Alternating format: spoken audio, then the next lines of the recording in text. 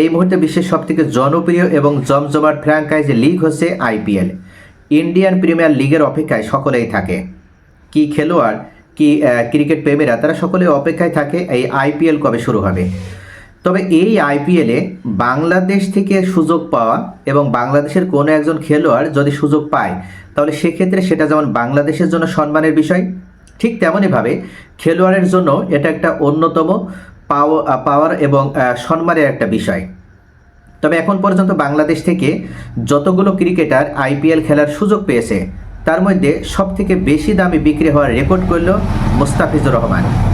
এবার মুস্তাফিজুর রহমানের দাম উঠেছে 9,20,00,000 টাকা এবং এই 9,20,00,000 রুপিতে তিনি কলকাতা নাইট রাইডার্সের দলে যুক্ত হয়েছে।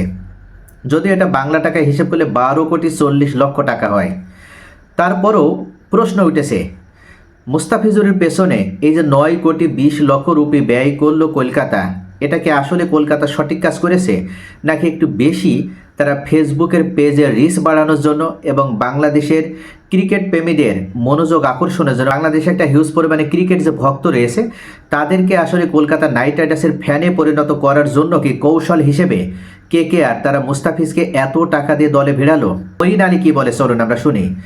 মঈন আলী উল্লেখ করেছে, ফিজ খুবই আন্ডার রেটেড কিন্তু ভীষণ স্কিলফুল।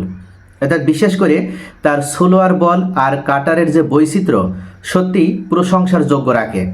সে 9 কোটির যোগ্য এবং তার যোগ্য সম্মানের বিষয়ও। অর্থাৎ মঈন আলী তিনি স্পষ্ট করে এই সমস্ত নেটিজেনদের উদ্দেশ্যে জানিয়ে দিয়েছে, সমালোচকদের উদ্দেশ্যে জানিয়ে দিয়েছে, মুস্তাফিজকে বরং আরও কম টাকাতে কেনা হয়েছে। মুস্তাফিজ সবসময় আন্ডার রেটেড প্লেয়ার, কিন্তু তার স্কিল নিয়ে কখনো কোনো বিতর্ক হয়নি। সবসময় সে স্কিল অর্থাৎ সেরা স্কিলারদের ভিতরে অন্যতম। তার যে স্লোয়ার বল এবং ডেথ ওভারে তার যে বোলিং পারফরমেন্স, এছাড়া তার যে কাটার, এগুলো সত্যি বৈচিত্র্যময়। অর্থাৎ মঈন আলী মনে করে যে অবশ্যই মুস্তাফিজের আরও বেশি দামে বিক্রি হলে তবেই সেটা মুস্তাফিজের যোগ্যতার জন্য সবথেকে একটা সম্মানের বিষয় হতো।